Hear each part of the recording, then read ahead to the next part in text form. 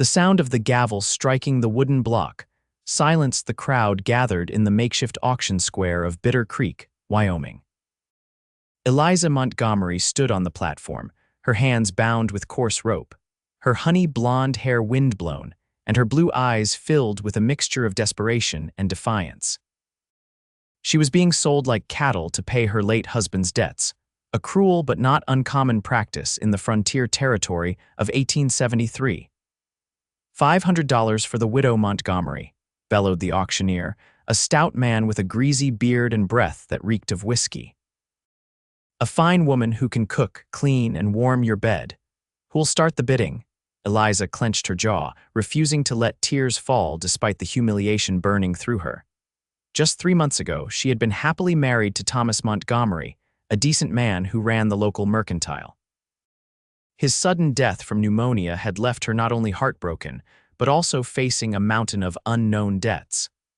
The bank had taken everything: the store, their modest home, even her wedding ring. When nothing remained to seize, the creditors had turned to the territorial law that allowed for debt servitude. $100, called a gruff voice from the back. Eliza's stomach turned as she recognized Barton Wade, the owner of the saloon and brothel at the edge of town. His intentions were clear in the lecherous grin that spread across his face. $150, countered another man, a rancher known for his cruel treatment of workers. The bidding continued, each offer making Eliza feel more like property than a person. She scanned the crowd desperately, searching for a friendly face, but most townsfolk averted their eyes, too ashamed to watch but not brave enough to intervene. $300, Barton Wade shouted, his confidence growing. A hush fell over the crowd as a tall figure pushed through to the front. The late afternoon sun cast his shadow long across the dusty ground. Eliza squinted, trying to make out his features beneath the wide brim of his Stetson. $500, the stranger stated, his voice calm and steady. He stepped forward, revealing a weathered face with sharp features, striking green eyes, and a strong jaw shadowed with stubble. A leather vest hung open over his cotton shirt, and a pair of well-worn Colt revolvers rested at his hips. The auctioneer's eyes widened. "I have $500 from the gentleman in the back. Do I hear $550? Barton Wade's face contorted with anger. $550, $1,000. The stranger countered immediately, pulling a leather pouch from his saddlebag and tossing it onto the platform. The crowd gasped at the amount enough to buy a decent parcel of land with a cabin, going once, going twice, sold to the Cowboy for $1,000. The auctioneer slammed the gavel down with finality. Relief flooded through Eliza, followed quickly by a new wave of anxiety. Who was this man, and what did he want with her? The stranger climbed the steps to the platform, his spurs jingling with each step.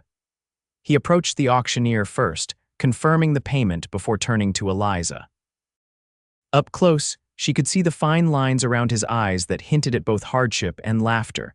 Without a word, he cut the ropes binding her wrists with a small knife. His touch was surprisingly gentle for hands so calloused. "Madam," he said with a slight nod, "name's Kit Blackwood. If you'll come with me." Too stunned to speak, Eliza rubbed her chafed wrists and followed him down the steps. The crowd parted before them, murmurs following in their wake. "Where are you taking me?" She finally managed to ask as they approached a magnificent Palomino horse tethered to a hitching post. Kit Blackwood glanced down at her, his expression unreadable. "Home." Before she could question him further, he lifted her effortlessly onto the horse, then swung up behind her. One strong arm circled her waist as he took the reins with his other hand. "Hold on," he instructed, and then they were moving, galloping out of Bitter Creek, leaving behind the town that had betrayed her. The pounding of hooves matched the furious beating of Eliza's heart as she contemplated her uncertain future in the hands of the mysterious cowboy who had just purchased her freedom, or perhaps merely changed her captor. They rode for nearly 2 hours, the landscape changing from the dusty streets of Bitter Creek to rolling grasslands dotted with sage and wildflowers. The setting sun painted the Wyoming sky in brilliant hues of orange and pink, casting long shadows across the land. Despite her apprehension, Eliza couldn't help but be captivated by the beauty surrounding them. Kit Blackwood remained silent throughout their journey, his breathing steady and his arm secure around her waist. The rhythmic motion of the horse and the warmth of the man behind her almost lulled Eliza into a strange sense of security, but she fought against it. She had learned the hard way that security in this harsh territory was an illusion. As they crested a hill, a sprawling ranch came into view nestled in a verdant valley. A substantial log house stood proudly at its center, with several outbuildings, corrals, and a large barn arranged around it. Smoke curled lazily from the stone chimney, and lamplight glowed in the windows against the approaching dusk. "Welcome to Blackwood Ranch," Kit said, his deep voice rumbling close to her ear. "This is yours?" Eliza asked, unable to mask her surprise. She had expected a line shack or a drifter's camp, not this established homestead. "Been in my family for 15 years now. My father claimed the land, built it from nothing." There was unmistakable pride in his voice. "Come on, let's get you inside. You must be exhausted." As they approached the main house, a middle-aged woman with iron-gray hair emerged from the door, wiping her hands on her apron. "Kit Blackwood, I was beginning to worry. You've been gone 3 days," and the woman stopped short when she noticed Eliza. "Who's this you've brought home?" Kit dismounted first, then reached up to help Eliza down. His hands lingered at her waist a moment longer than necessary before he turned to the woman. "Mrs. Frazier, this is Mrs. Montgomery. She'll be staying with us for a while." The woman's eyebrows shot up, but to her credit, she quickly composed her features into a welcoming smile. "Well then, come in, dear. You look like you could use a hot meal and a bath." Eliza glanced uncertainly at Kit, who nodded encouragingly. "Mrs. Frazier is our housekeeper. She'll take good care of you." "What exactly am I doing here, Mr. Blackwood?" Eliza finally asked, finding her voice and her courage. "You paid a substantial sum for me, and I need to know what you expect in return." A flicker of something, perhaps embarrassment, crossed Kit's face. "We can discuss that tomorrow, Mrs. Montgomery. For now, rest and recover from your ordeal." Before she could press further, a young cowhand came running up to take Kit's horse, and Mrs. Frazier was already ushering Eliza toward the house. Too tired to resist, she allowed herself to be led inside. The interior of the Blackwood home was surprisingly refined for a frontier ranch. Polished hardwood floors, sturdy furniture, and colorful woven rugs created an atmosphere of comfortable elegance. A massive stone fireplace dominated one wall of the main room, with a pair of antlers mounted above the mantel. Bookshelves lined another wall, filled with more volumes than Eliza had seen outside of the town's small library. Mrs. Frazier showed her to a bedroom on the second floor, a clean, pleasant space with a 4-poster bed covered in a patchwork quilt, a washstand with a porcelain basin, and a small writing desk beneath a window that would offer a view of the mountains come morning. "I'll have a bath drawn for you, and then you can come down for supper," the housekeeper said, her tone kind but matter of fact. "There's a nightgown and robe in the chest that should fit you well enough for now. We'll see about getting your belongings tomorrow." "I don't have any belongings," Eliza admitted quietly. "Everything was taken to pay the debts." Mrs. Frazier's expression softened. "Well then, we'll just have to remedy that, won't we? The ranch hands' wives are about your size. I'm sure they can spare some things until we can get to town." After the woman left, Eliza sank onto the edge of the bed, finally allowing herself to tremble. The events of the day crashed over her like a wave the auction block, the leering faces, and then this stranger who had swept her away to his ranch without explanation. Exhaustion and uncertainty overwhelmed her, and she buried her face in her hands, giving in to the tears she had been holding back for so long. Later, after a bath that had washed away the dust of travel but not her concerns, Eliza made her way downstairs in the borrowed nightgown and robe, her damp hair hanging in loose waves down her back. She found Mrs. Frazier in the kitchen, ladling stew into bowls. "There you are, dear, feel better?" "Yes, thank you," Eliza replied politely, though her nerves remained on edge. "Is Mr. Blackwood joining us for supper?" "He's taken his meal in his study tonight. Said he had ranch business to attend to." Mrs. Frazier gestured for Eliza to sit at the kitchen table. which gives us a chance to talk woman to woman. Eliza sat cautiously, accepting the bowl of fragrant stew and a slice of fresh bread. What exactly did Mr. Blackwood tell you about me? Only that he was going to Bitter Creek on business and came back with you, Mrs. Frazier sat across from her with her own bowl. But news travels fast, even out here. One of the hands was in town and saw what happened. Shame heated Eliza's cheeks and she lowered her gaze to her food. None of that now, Mrs. Frazier said firmly. You've nothing to be ashamed of. This territory's laws regarding widows and debt are barbaric, if you ask me. Then why would Mr. Blackwood participate in such a transaction? Eliza asked, voicing the question that had been plaguing her since they left town. Mrs. Frazier studied her thoughtfully. Kit Blackwood is a complicated man with his own sense of justice.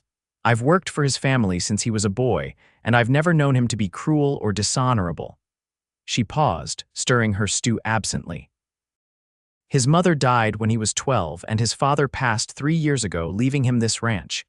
He runs it well, treats his men fairly, but he's kept to himself since returning from the war. He fought in the war, Union cavalry, came back changed, like so many did, Mrs. Frazier's expression grew distant. Lost my own husband at Shiloh. I'm sorry, Eliza said softly, feeling a kinship with the older woman's loss. Life goes on, Mrs. Frazier replied pragmatically. Now eat your stew before it gets cold. Whatever happens tomorrow, you'll face it better with a full stomach and a good night's rest. Eliza took a spoonful of the rich stew, suddenly aware of how hungry she was. As she ate, she couldn't help wondering about the man who had brought her here, a Union veteran running his family ranch alone, who had spent a small fortune to rescue a stranger from public humiliation. What could possibly have motivated such an act? Sleep came fitfully that night, despite the comfortable bed and quiet surroundings. Eliza's dreams were filled with the sound of the auctioneer's gavel and the sensation of being watched by hungry eyes. She woke at dawn, disoriented until the events of the previous day came rushing back. Rising, she washed her face in the basin and donned the simple calico dress Mrs. Frazier had left for her, clearly borrowed, but clean and serviceable. She pinned her hair into a simple knot at the nape of her neck, squared her shoulders, and went downstairs determined to confront Kit Blackwood about her situation. She found him in the dining room, studying papers spread across the table while sipping coffee. He looked up when she entered, and for a brief moment, something like admiration flickered in his eyes before his expression returned to its usual reserve. Mrs. Montgomery, he greeted her, standing politely. I trust you slept well as could be expected, Mr. Blackwood, she replied evenly. I believe you promised me an explanation. Kit gestured to the chair across from him. Please join me for breakfast first. Eliza remained standing. I prefer to know my position here before breaking bread with you. A hint of a smile touched the corner of his mouth. Fair enough. He gathered his papers into a neat stack and set them aside. I have a proposition for you, Mrs. Montgomery, but it's not what you might fear. And what is it you think I fear? That I purchased you for the same reasons those men in town were bidding. His direct gaze held her steadily. I assure you that's not the case. Eliza felt some of the tension leave her shoulders, but she remained wary. Then why did you pay such a sum for me? Kit took a deep breath. I need a wife in name only to fulfill the terms of my father's will. The statement was so unexpected that Eliza could only stare at him in bewilderment. I don't understand. My father was concerned I would never settle down after the war. He had a peculiar sense of humor and an even more peculiar approach to ensuring the family legacy. Kit ran a hand through his dark hair. His will stipulates that I must be married by my 30th birthday, which is in 3 months, or the ranch goes to my cousin Edward back east, a man who has never set foot west of the Mississippi and would sell this land to the highest bidder without a second thought. Eliza slowly sank into the chair opposite him, processing his words. And you want me to be this wife, a stranger you know nothing about. I know you're educated. I saw you working in the mercantile, keeping the books. I know you're resilient, facing that auction with dignity when lesser souls would have broken. His gaze was assessing but not unkind. And I know you need a fresh start away from Bitter Creek and its memories. What exactly are you proposing, Mr. Blackwood? A marriage of convenience. You would have the Blackwood name and all the security and respect that comes with it. You would have a comfortable home and financial independence. In return, you would help me manage the ranch accounts and play the role of my wife in public and in private. Eliza asked, a flush rising to her cheeks despite her attempt to remain composed. In private, we would be friends and partners in maintaining this arrangement. You would have your own room as you do now. I would never make demands of that nature. He cleared his throat, looking almost as uncomfortable as she felt. After a year has passed and the terms of the will are satisfied, if you wish to leave, I will provide you with enough money to start a new life wherever you choose. Eliza studied him carefully, looking for any sign of deception. Why me? Surely there are women in the territory who would gladly marry you for this ranch alone, without conditions or payments. A shadow crossed Kit's face. I've seen what becomes of marriages built on ambition rather than mutual respect. My parents' union was such a match, and neither found happiness in it. He paused, choosing his words carefully. Besides, when I saw you on that auction block, something compelled me to intervene. Perhaps it was simply that no one else would. His honesty was disarming. Eliza glanced around the dining room, taking in the solid craftsmanship of the furniture, the spotless tablecloth, the views of the ranch through the windows. It was a far cry from the fate that had awaited her in Bitter Creek. What if I refuse?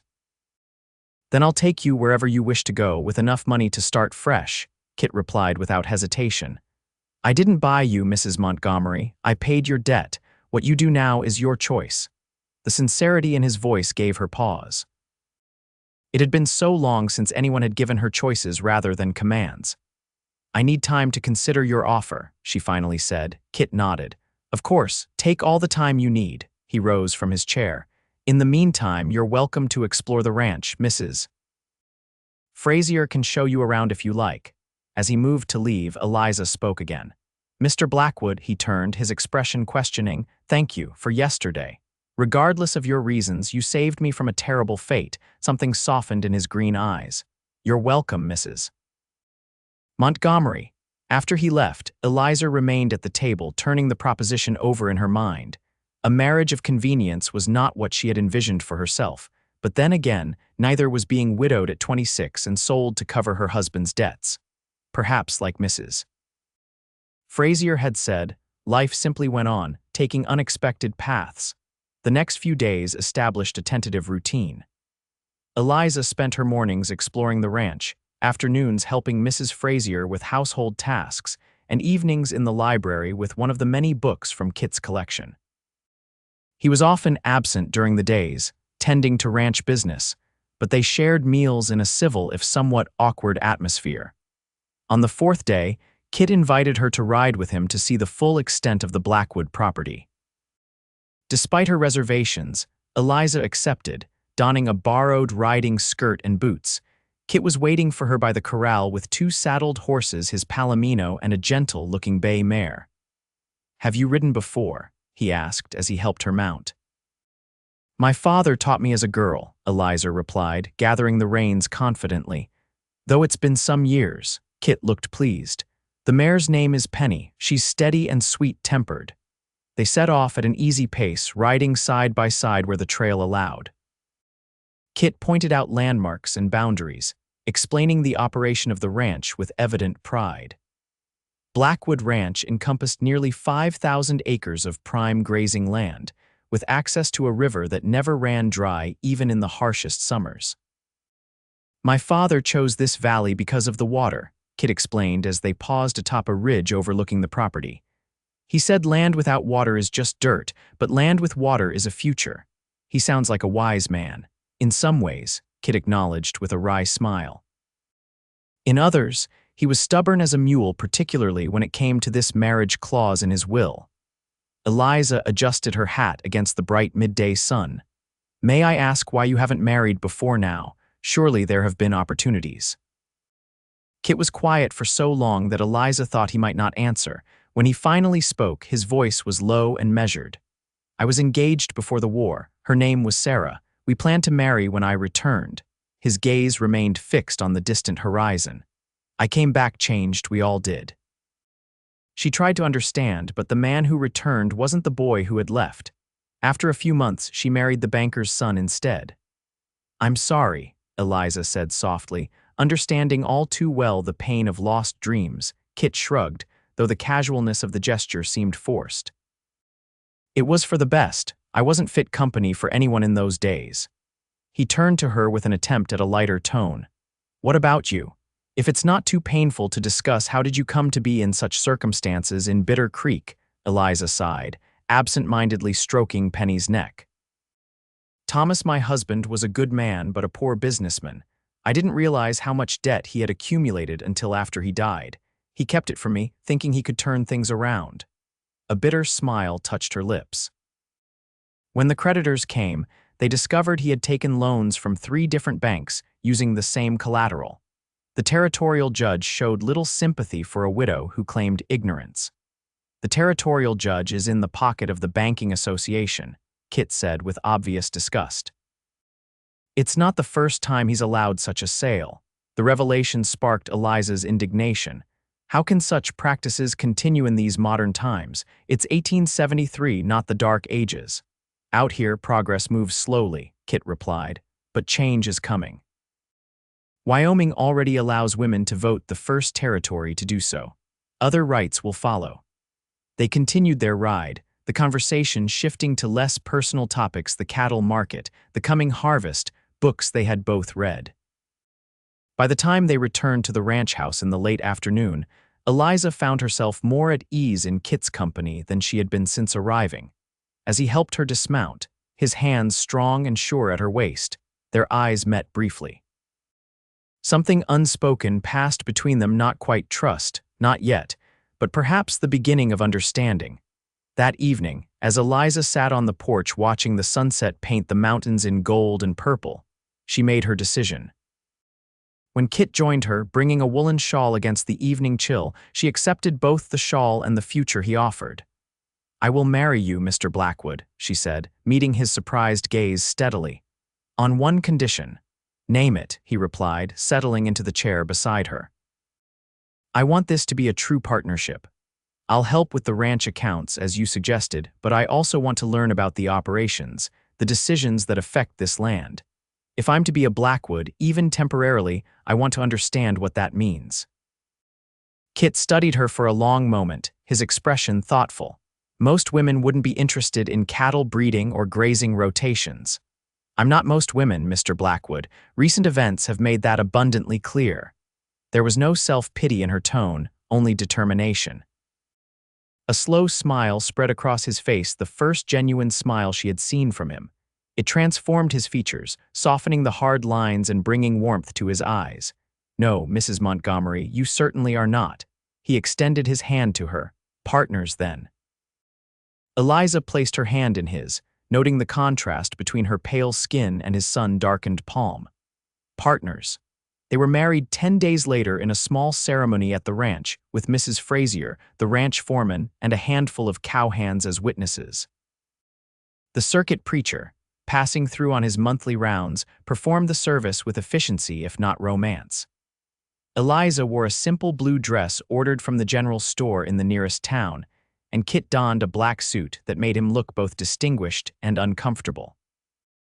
I now pronounce you man and wife, the preacher declared after they had exchanged brief vows. You may kiss your bride. A moment of awkwardness hung between them. They hadn't discussed this particular tradition in their practical arrangements. Kit hesitated, then leaned forward to place a chaste kiss on Eliza's cheek. The brush of his lips against her skin was gentle, almost reverent, and sent an unexpected flutter through her chest. The small gathering cheered and moved to the dining room, where Mrs. Frazier had prepared a celebratory meal. Wine flowed freely, and the ranch hands took turns offering good-natured toasts to the newlyweds. Kit kept his hand at the small of Eliza's back as they moved among their guests, the gesture protective rather than possessive. As evening fell, the celebration wound down, and Eliza found herself alone with Kit for the first time as husband and wife. They stood in the hallway between their respective bedrooms, an arm's length of polished hardwood separating them. Well, Mrs. Blackwood, Kit said, using her new name for the first time. "I believe our arrangement is off to a promising start." "Indeed, Mr. Blackwood," she replied with a small smile. "Though I imagine the gossips will have much to say about our hasty wedding. Let them talk. By next month, they'll have found someone else to speculate about." He paused, suddenly looking unsure of himself. "I had something made for you, a token to mark the occasion." From his pocket, he withdrew a small box and handed it to her. Inside was a delicate silver band adorned with a single pearl. "I know it's not customary for the bride to receive a ring in these parts," Kit explained, "but I thought you should have something of your own, something no creditor could ever take from you." Touched by the thoughtful gesture, Eliza slipped the ring onto her finger. "It's beautiful, thank you." "It was my mother's," Kit admitted. "One of the few things of hers I still have." The significance of the gift wasn't lost on Eliza. That he would give her something so personal, despite the pragmatic nature of their union, spoke volumes about the kind of man he was. "I'll treasure it," she promised, and meant it. They bid each other good night and retired to their separate rooms. The door between them closed, but not locked, a physical representation of the careful boundaries they had established. Lying in bed that night, Eliza held her hand up to the moonlight streaming through the window, watching the pearl catch and reflect the silver glow. She was now Eliza Blackwood, wife of a rancher, mistress of a substantial property. It was a far cry from the desperate widow facing servitude just 2 weeks ago. As she drifted toward sleep, she wondered about the mysterious workings of fate that had brought her to this place, to this man with his guarded eyes and unexpected kindnesses.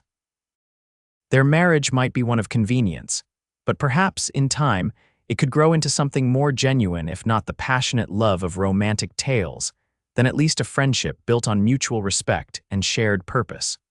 The weeks that followed established a new rhythm to Eliza's life. True to his word, Kit included her in the business of running the ranch. Mornings often found them at the dining table, heads bent over account books and correspondence. Kit proved to be an able teacher, explaining the complexities of cattle markets, feed costs, and wage calculations with patience and clarity. In turn, Eliza brought her own skills to the partnership. Her meticulous organization transformed the ranch's bookkeeping system, making it easier to track expenses and profits. She had a natural talent for numbers that complemented Kit's practical knowledge of ranching operations. "You've saved us at least $50 this month with these new supply arrangements," Kit remarked one evening as they reviewed the accounts together. "How did you manage to negotiate such favorable terms with the mercantile in Laramie?" "I simply pointed out that our regular business throughout the year is worth more than a few extra pennies on each item now," Eliza explained. "Mr. Harrison agreed once I showed him the calculations." Kit's expression was one of admiration. "Thomas Montgomery was a fool to keep you from his business affairs. You have a sharper mind for commerce than most men I know." The compliment warmed her, not just for its content, but for the genuine respect behind it. In the eyes of the law and society, Eliza had gone from being her father's daughter to her husband's wife with no identity of her own. Kit was the first man who seemed to value her mind as much as her domestic capabilities. As summer gave way to fall, Eliza's responsibilities expanded beyond the account books. She began accompanying Kit on his rounds of the ranch, learning about cattle breeding, pasture management, and the rhythms of the seasons that governed ranch life. The cowhands, initially skeptical of the city woman in their midst, gradually came to respect her determination to understand their work. One crisp October morning, Kit suggested they ride to the north pasture where the hands were preparing to move a herd to winter grazing grounds. "You've never seen a cattle drive up close," he said as they saddled their horses.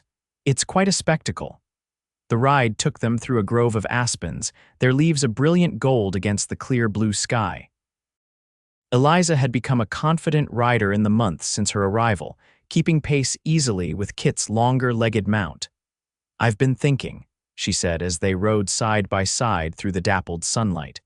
"We should consider breeding more Herefords into our stock next spring. They adapt better to the winter cold than the Longhorns." Kit glanced at her with a raised eyebrow. Our stock, Eliza blushed, realizing her slip. The ranch's stock, I mean. No, Kit said thoughtfully. You had it right the first time, our stock. You're a Blackwood now, and this ranch is as much yours as mine, at least for the duration of our arrangement. The reminder of their temporary union sent an unexpected pang through Eliza's chest. In the daily rhythm of ranch life, it was sometimes easy to forget that their marriage had an expiration date a year from their wedding, at which point she would be free to leave with the promised settlement. They emerged from the trees to a panoramic view of the north pasture, where hundreds of cattle were being herded into a moving column by skilled riders. The sounds of lowing cattle, shouting cowboys, and pounding hooves filled the air, along with the dust kicked up by thousands of hooves. It's magnificent, Eliza breathed, taking in the organized chaos of the scene. Kit smiled at her enthusiasm. Wait until you see them cross the river. That's when things get really interesting. They dismounted on a small rise overlooking the operation, tethering their horses to a stunted pine. Kit pointed out the different roles of the riders, the point men leading the herd, the swing riders keeping the cattle moving in the right direction, the flank riders preventing strays, and the drag riders bringing up the rear. Every man has his job, and the success of the drive depends on each doing it well, he explained. It's like a dance with the cattle as reluctant partners. As they watched, a commotion erupted on the far side of the herd. A young steer broke away, charging toward the trees with two riders in hot pursuit. That's trouble, Kit muttered, standing up straighter. If one breaks away successfully, others will follow. The cowboys were skilled, but the steer was determined. It veered suddenly, causing one rider's horse to stumble. The cowboy was thrown, landing hard on the rocky ground as his horse regained its footing and trotted away. Stay here, Kit instructed, already striding toward his palomino. I need to help. Before Eliza could respond, he was in the saddle and racing toward the fallen rider. She watched anxiously as Kit reached the man, dismounted quickly, and knelt beside him. After a brief examination, Kit helped the cowboy to his feet, supporting him as they walked slowly back toward the main camp. Without conscious thought, Eliza mounted Penny and rode to meet them. The injured man was young, barely out of his teens, with a shock of red hair and a grimace of pain on his freckled face. How badly is he hurt? She asked Kit as she approached. Dislocated shoulder and some bruising, Kit replied, his expression grim. Nothing fatal but painful enough. This is Jimmy, one of our newer hands. Madam, the young cowboy managed through gritted teeth, attempting to tip a hat he wasn't wearing. We need to get that shoulder back in place before the muscles tighten up too much, Eliza said, dismounting quickly.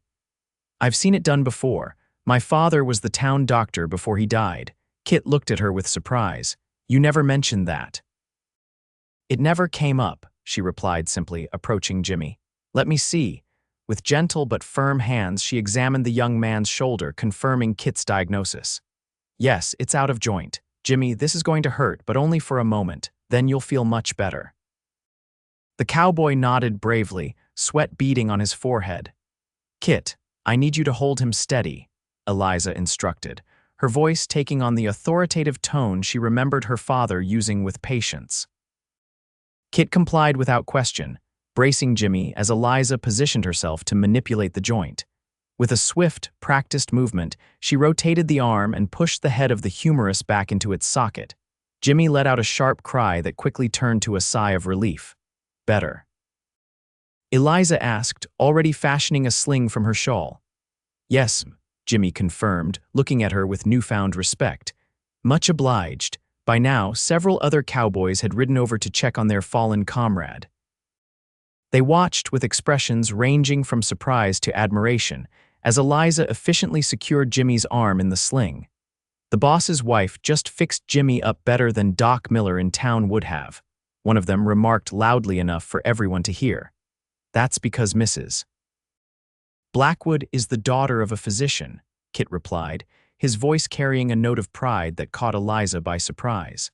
And apparently a skilled healer in her own right.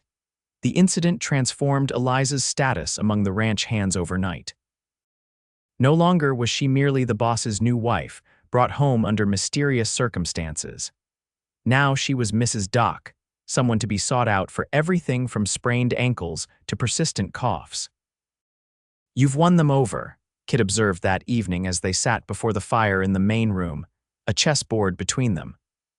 "I haven't seen old Pete willingly talk to a woman in 10 years, but he came right up to you at supper to show you that cut on his hand." Eliza smiled, moving her knight to capture one of Kit's pawns.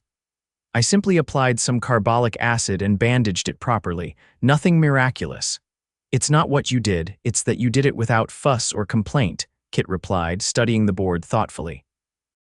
"These men respect competence above all else." "As do I," Eliza said, watching as he contemplated his next move. Over the months, she had come to appreciate Kit's methodical approach to problems, his quiet strength, and most of all, his unwavering integrity. They had settled into a comfortable routine as fall deepened toward winter. During the days, they worked side by side on ranch business. In the evenings, they shared meals, played chess, or read by the fire. Sometimes they talked late into the night, sharing stories of their lives before they met. Kit spoke of his experiences in the war, not the battles themselves, but the camaraderie of his fellow soldiers and the landscapes he had traveled through. Eliza told him about growing up as a doctor's daughter, learning to set bones and stitch wounds alongside her father while other girls were learning needlepoint. What had begun as a business arrangement was evolving into a friendship deeper than either had anticipated. Yet they maintained the careful boundaries they had established, retiring each night to their separate rooms with polite goodnights and no acknowledgement of the growing tension between them. The first snowfall came in late November, transforming the ranch into a wonderland of white. Eliza stood at the window of the sitting room, watching the thick flakes drift down in the golden light of dusk. "It's beautiful," she murmured as Kit came to stand beside her. "Beautiful but dangerous," he replied. "This is earlier than usual for the first heavy snow.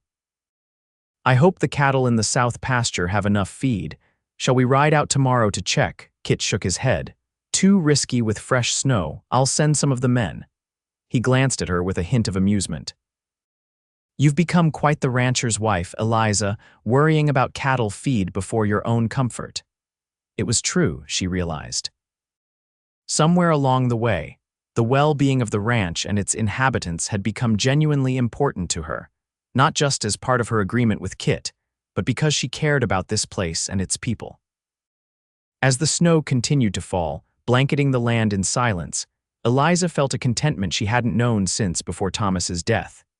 Here, on this remote ranch with this complex, honorable man beside her, she had found not just safety but purpose. The thought brought both comfort and unease. Their arrangement had never been meant to be permanent. Come summer, when they had fulfilled the terms of the will, she would be free to leave with enough money to build a new life elsewhere. But where would she go? And more troublingly, did she want to go at all? Kit seemed to sense her disquiet. "What's on your mind?" he asked softly. Eliza hesitated, uncertain how to express the confusion in her heart. "I was just thinking about how different my life is now from what I expected it to be." "Do you regret our arrangement?" "No," she answered without hesitation. "Not at all, I only wonder." "What? What happens when the year is up?" She turned to face him fully. "We've built something here, Kit, a partnership that works well for both of us and for the ranch. Must it end simply because the calendar says so?" Kit's expression was unreadable in the fading light. "Are you suggesting we continue our arrangement beyond the terms we agreed upon?" "I'm suggesting that perhaps we don't need to make any hasty decisions." Eliza chose her words carefully. "The ranch is thriving under our joint management. Why disrupt what works so well?" "Is that the only reason you would consider staying?" Kit's voice was low, almost a whisper. For the sake of the ranch, the question hung in the air between them, laden with unspoken implications. Before Eliza could formulate a response that wouldn't reveal too much of her confused feelings, a commotion outside drew their attention. "Boss, Mrs. Blackwood," a voice called urgently from the yard. Kit moved quickly to the door, Eliza following close behind. One of the hands, Peterson, stood in the swirling snow, his horse breathing hard behind him. "What is it?" Kit demanded. "Trouble at the line shack up north," Peterson reported, his words visible as puffs of vapor in the cold air. Frank rode in just now. There's a family stranded up there, woman and 3 young'uns. Their wagon broke an axle and they've got no supplies. Frank let them into the shack, but they need help right away. Kit was already moving toward the barn. How far? 4 miles, but the snow's getting deep. Frank says the woman's sick, maybe pneumonia. Eliza spoke up immediately. I'm coming with you. If she's ill, they'll need medical attention. Kit turned to argue, but something in her expression stopped him. It's dangerous in this weather. All the more reason to bring someone with medical knowledge, she countered firmly. I'll get my kit. Within 20 minutes, they were riding through the thickening snowfall, Eliza wrapped in layers of wool and fur, a bag of medical supplies secured to her saddle. Kit led the way, followed by Eliza and 2 ranch hands carrying food and blankets. The wind had picked up, driving the snow sideways and reducing visibility to mere yards. Stay close, Kit called back to her, his voice nearly lost in the howling wind. The journey that should have taken an hour stretched to almost 3 as they fought their way through deepening drifts. By the time the dim light of the line shack appeared through the curtain of white, Eliza's face was numb with cold despite the scarf wrapped around it. The shack was little more than a 1-room cabin with a small lean-to for horses, but to the stranded travelers, it must have seemed like salvation. Frank, the hand who had discovered them, opened the door as they approached, relief evident on his weathered face. Inside, a woman sat huddled by the small stove, 3 children clustered around her. She looked up as they entered, her face flushed with fever but her eyes alert with concern for her children. Thank God, she whispered hoarsely. I feared we would die out here. Eliza moved forward immediately, shedding her outer layers as she knelt beside the woman. I'm Eliza Blackwood. We've brought food and medicine. The woman attempted to rise, but Eliza gently pressed her back down. Rest. You're safe now. What's your name? Mary Wilson, the woman replied, coughing deeply. These are my children Sarah, Daniel, and little James. The children, ranging from perhaps 8 years to about 3, stared at the newcomers with wary eyes. The oldest, a girl with her mother's dark hair, placed herself protectively between the strangers and her younger brothers. It's all right, Sarah, Eliza assured her. We're here to help. Are you hungry? The girl nodded reluctantly. Peterson, please prepare some food for the children, Eliza requested, already turning her attention back to their mother. She placed a hand on Mary's forehead, feeling the unhealthy heat of fever. How long have you been ill? She asked, opening her medical bag. 3 days, maybe 4, Mary admitted. My husband died last spring, and we were traveling to my sister's in Colorado when the wagon broke down. As Eliza examined her patient, Kit organized the men to care for the horses and reinforce the shack against the worsening storm. He moved with efficient authority, ensuring everyone had tasks that would keep the small shelter as warm and secure as possible. It's pneumonia, as we feared, Eliza told Kit quietly after her examination. She needs proper care, but we can't move her in this weather. Kit nodded grimly. The storm's getting worse. We'll have to stay here tonight and hope it breaks by morning. The next hours were a test of endurance and resourcefulness. The shack, designed for perhaps 2 men at most, now held 9 people. Eliza administered what medicines she had brought: willow bark tea for the fever, a mustard plaster for the congestion in Mary's chest, while Kit and the hands reinforced the door and windows against the howling wind. The children, once fed and warmed, began to relax. Little James fell asleep on one of the bedrolls the men had brought, while Daniel peppered the cowboys with questions about ranch life. Sarah remained by her mother's side, helping Eliza as best she could. You're good with them, Kit observed as he brought Eliza a cup of coffee later in the evening. The shack was as comfortable as they could make it, with bedrolls arranged around the stove and the storm's fury muted by their efforts. I always wanted children, Eliza admitted softly, accepting the coffee gratefully. Thomas and I tried, but it wasn't meant to be. Kit sat beside her on the rough bench, their shoulders nearly touching in the confined space. You would make a wonderful mother. The simple statement, spoken with such certainty, brought unexpected tears to Eliza's eyes. She blinked them away quickly, focusing on her patient across the room. Mary's fever seems to be coming down a bit, she said, changing the subject. but she'll need careful nursing for several days. We'll take them back to the ranch when the storm breaks, Kit decided. It's too far for them to continue to Colorado in their condition, especially with the wagon damaged. Eliza smiled at him gratefully. That's very generous of you, Kit shrugged, uncomfortable with the praise. It's what anyone would do. No, Eliza contradicted gently. It's what a good man would do. There's a difference. Their eyes met in the flickering light of the oil lamp, and for a moment the crowded shack and howling storm faded away. Something shifted between them, a recognition of feelings that had been growing beneath the surface of their practical partnership. The moment was broken when little James whimpered in his sleep, drawing Eliza's attention. As she moved to check on the child, Kit watched her with a thoughtful expression, as though seeing her for the first time. The storm raged through the night and into the following day, trapping them in the line shack for nearly 48 hours. By the time they were able to return to the ranch, bringing the Wilson family with them, Eliza and Kit had reached a new understanding, unspoken but profound, about the nature of their relationship. Mary and her children stayed at Blackwood Ranch through December and into the new year, with Mary slowly regaining her strength under Eliza's care. The children brought an unexpected vibrancy to the ranch house, their laughter and energy filling rooms that had been too quiet for too long. Sarah has quite a talent for drawing, Eliza remarked one evening as she and Kit sat by the fire after the children had gone to bed. She showed him a sketch the girl had made of the ranch house, surprisingly detailed for a child of 8. Daniel will make a fine cowboy someday, Kit replied with a smile. He follows Peterson around like a shadow, asking questions about everything. And James has you wrapped around his little finger, Eliza teased, noticing how Kit's expression softened at the mention of the youngest Wilson child. The toddler had taken to Kit immediately, demanding to be carried on his shoulders and falling asleep in his lap during evening story times. He's a good boy, Kit acknowledged, his tone fond. They all are. Mary has raised them well, especially considering the circumstances.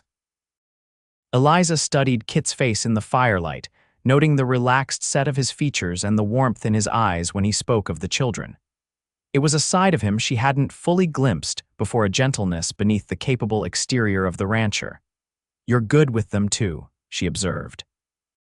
Have you ever thought about having children of your own? The question hung in the air, more intimate than any they had shared before. Kit was quiet for a long moment, gazing into the flames. Yes, he finally answered. Before the war, I imagined a house full of children's sons to teach about ranching, daughters to spoil and protect. A shadow crossed his face. Afterward, it seemed unlikely, because of Sarah, your fiancée, partly, but also because of what the war did to me. He met her gaze directly. I came back, damaged, Eliza, not just in body, though I have scars enough, but in spirit. The things I saw, the things I did, they change a man. Eliza moved from her chair to sit beside him on the sofa, close enough that their shoulders touched. All men are damaged in some way, Kit. It doesn't mean they're unworthy of happiness. He looked at her then, his eyes searching hers. Is that what you believe? I do, she affirmed softly. I've watched you these past months with your men, with the Wilson children, with me. Whatever scars you carry, they haven't diminished your capacity for kindness or integrity. Kit's hand found hers in the space between them, his calloused fingers entwining with her smaller ones. It was the first time he had touched her so deliberately, outside the necessary courtesies of their arrangement. Eliza, he began, his voice low and uncertain, I need to tell you something. When I made our arrangement, I believed I was offering you security while protecting my inheritance. But these months together have shown me that I received far more than I gave. Her heart quickened at his words and the intensity of his gaze. What do you mean? I mean that this marriage, this partnership has become more than a business arrangement to me. His grip on her hand tightened slightly. I find myself dreading the day when our agreement ends and you might choose to leave. Eliza's breath caught in her throat. Kit, you don't need to respond now, he said quickly. I just wanted you to know that, should you wish to stay beyond our original agreement, it would make me very happy. Before she could formulate a response that would adequately express the tumult of emotions his words had stirred, the sound of footsteps in the hallway drew their attention.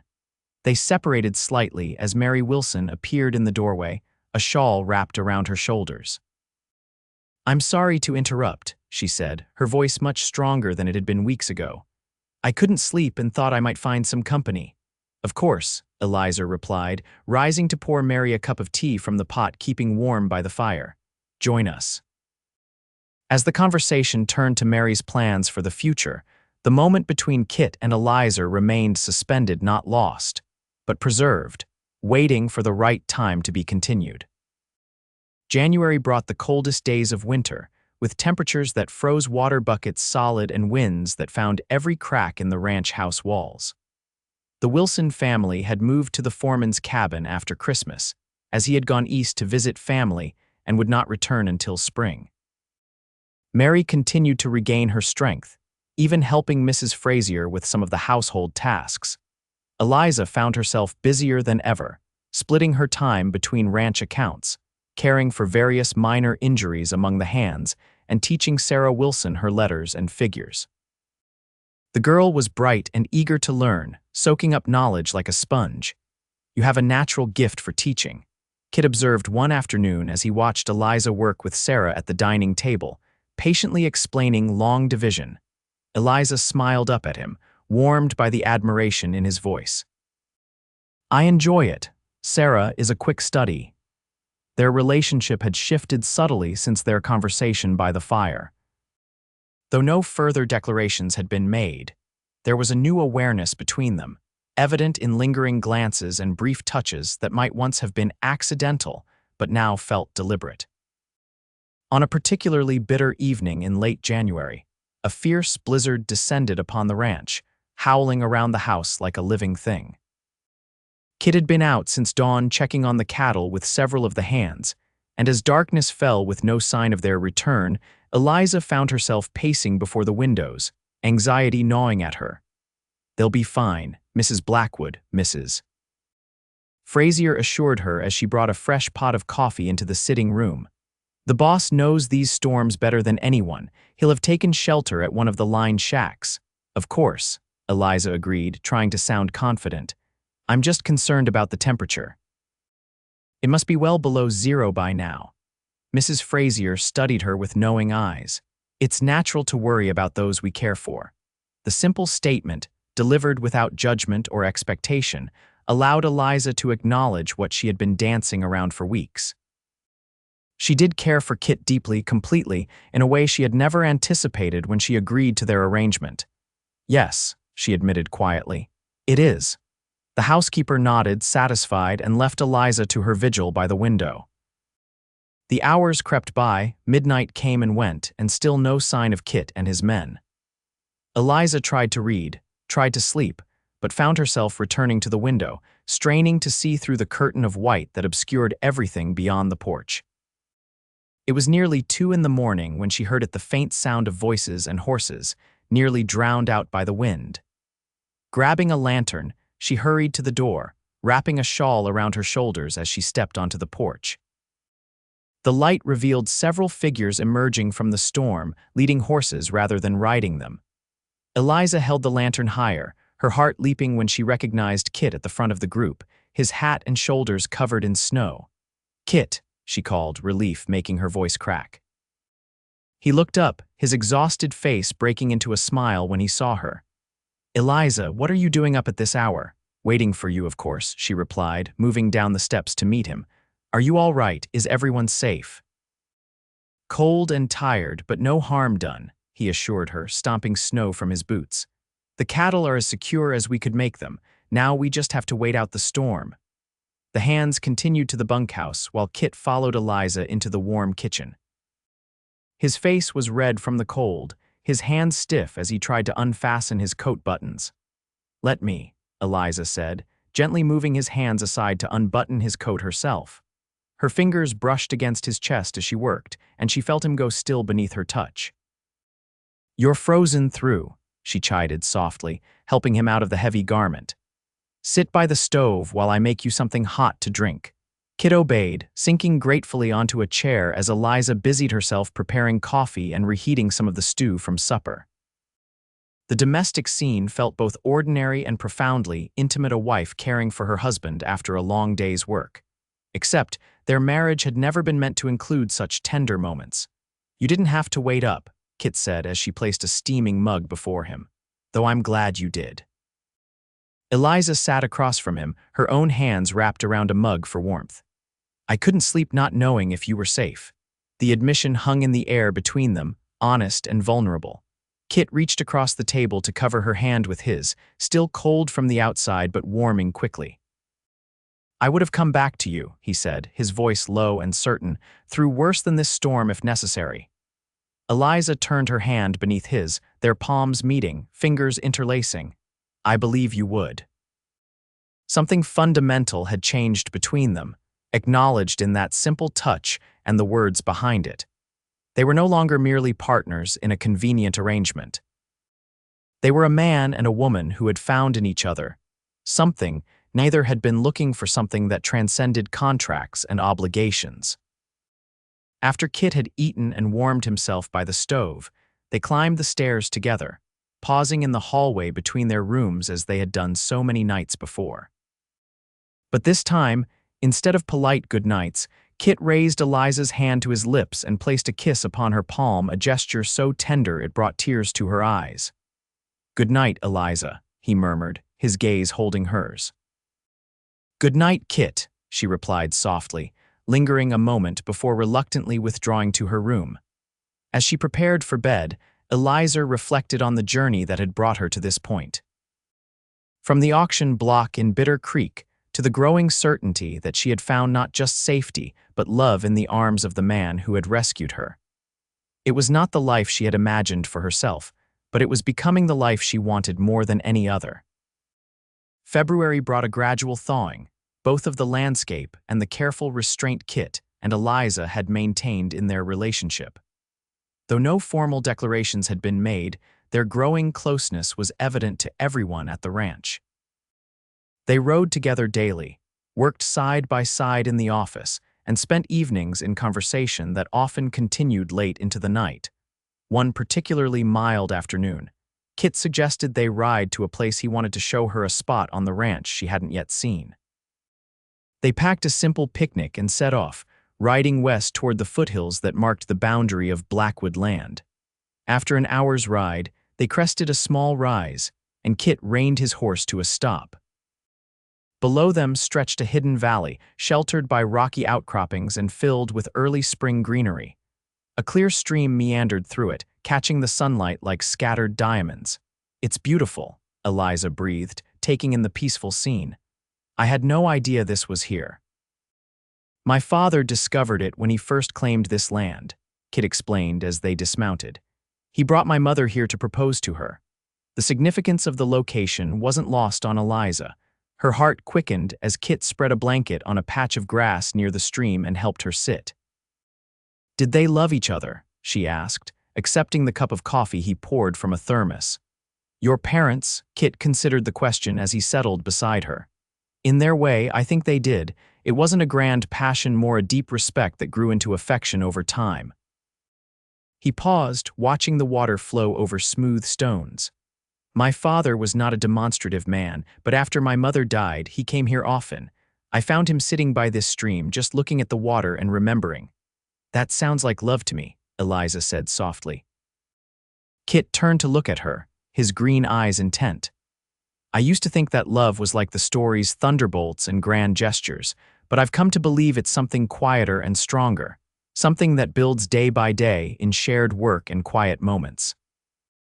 Eliza's breath caught at the undercurrent in his words, like a partnership that becomes something more, exactly like that. Kit set aside his coffee cup and took her hands in his. "Eliza, when I brought you to Blackwood Ranch, I thought I was solving a problem, fulfilling my father's conditions while offering you protection. I never expected." "What?" she prompted when he hesitated. "I never expected to fall in love with you," he finished simply. "But I have, completely." Joy bloomed in Eliza's chest, expanding until she felt it might burst forth like the wildflowers that would soon carpet this valley.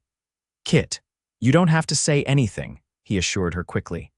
"I know our arrangement was meant to be temporary, and I'll honor that if it's what you still want." But I needed you to know that, for me, there's nothing temporary about how I feel. Eliza reached up to touch his face, her fingers tracing the strong line of his jaw. I fell in love with you too, she admitted, her voice steady despite the emotion behind the words. Somewhere between chess games and cattle counts and blizzard rescues. I wasn't looking for it, didn't think I would ever find it again after Thomas died. But here it is, stronger than anything I've ever felt. Kit's expression transformed, hope and joy replacing uncertainty. Are you saying you want to stay, not because of our arrangement, but because I love you, she finished for him. Yes, that's exactly what I'm saying. He gathered her into his arms then, holding her as though she were the most precious thing in the world. When their lips finally met, it was a kiss of discovery and promise, gentle at first, then deepening as they gave themselves over to feelings too long contained. When they eventually drew apart, breathless and flushed, Kit rested his forehead against hers. I want a real marriage, Eliza. Not just in name, but in every way. I want to build a life with you, have children with you, grow old with you on this land. That's what I want too, she whispered, her hands still framing his face. All of it. They remained in the secluded valley until the sun began to sink toward the western peaks, talking of the future they would build together, planning and dreaming as lovers have done since time immemorial. When they finally mounted their horses for the ride home, it was with the knowledge that everything had changed. They had entered the valley as partners in a convenient arrangement. They left it as partners in life and love. The transformation of their marriage from contract to covenant was celebrated quietly, without fanfare. That night, for the first time, Kit came to Eliza's room, not as a visitor, but as a husband claiming his rightful place. Their union, consummated in tenderness and passion, sealed the vows they had originally spoken as mere words but now embraced as sacred truth. As winter gave way to spring, the ranch flourished under their joint care. The Wilson family, fully recovered and grateful, departed for Colorado in early April with promises to visit. The cattle thrived, the accounts balanced, and the hands noticed with approval that their boss smiled more than he had in years. News of their unconventional beginning eventually reached the gossips in Bitter Creek, carried by traveling cowboys and merchants. Some scoffed at the idea that a marriage begun in such a manner could be genuine. Others, particularly those who had witnessed Eliza's humiliation at the auction, found a certain poetic justice in her rise from widow in debt to mistress of one of the territory's finest ranches. Eliza and Kit paid little attention to the talk. They were too busy living the life they had found together, working side by side during the days, sharing their dreams in the quiet of night, and falling more deeply in love with each passing season. In June, exactly 1 year after their wedding, Kit presented Eliza with a gift, the deed to Blackwood Ranch, with both their names inscribed as equal owners. It was always meant to be yours, he explained as she studied the document with tears in her eyes. But now it's official. What's mine is yours, what's yours is mine, partners in everything. Eliza looked up at the man who had rescued her from degradation and in doing so had saved himself from loneliness. I have a gift for you too, she said, taking his hand and placing it gently on her stomach. It seems our partnership is expanding. Kit's eyes widened as he understood her meaning. A baby, you're sure? As sure as a doctor's daughter can be, she confirmed with a radiant smile. By winter, there will be a new Blackwood at the ranch.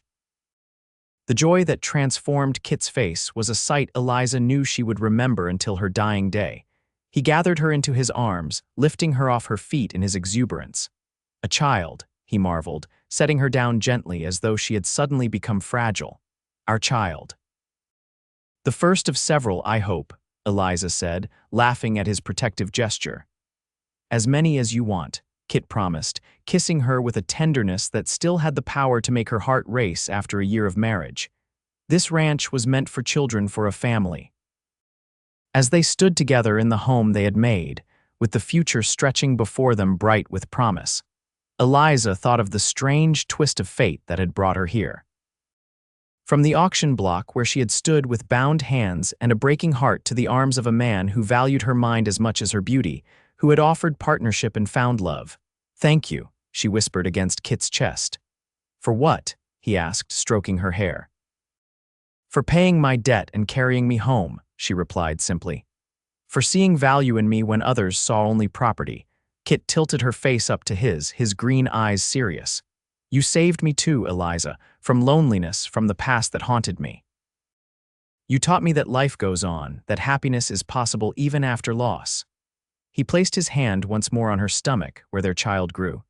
You gave me a future worth fighting for. In the years that followed, Blackwood Ranch prospered beyond even Kit's father's dreams. Eliza's innovative approaches to breeding and land management, combined with Kit's practical knowledge and leadership, made it one of the most successful operations in the territory. Their reputation for fair dealing and generosity spread, bringing them respect from neighbors and competitors alike. Their family grew as surely as their fortunes. Catherine Eliza Blackwood was born on a snowy December night in 1873, with her father pacing anxiously outside the bedroom door until Mrs. Frazier announced that both mother and daughter were doing fine. 2 years later, Thomas John Blackwood joined the family, followed by Elizabeth Rose in 1877. Each child brought new joy to the ranch, their laughter filling the home that had once been so quiet and somber. Eliza never forgot her origins or the precarious position she had once occupied. When the territorial legislature debated reforms to debt laws, she wrote impassioned letters and spoke at public meetings, her eloquence and first-hand experience swaying even the most conservative representatives. The practice of debt servitude was eventually abolished, due in no small part to her efforts. Kit, for his part, became known as a man who would give second chances to those in need. More than one drifter or down-on-his-luck cowboy found employment at Blackwood Ranch, and through hard work and fair treatment, rebuilt a life worth living.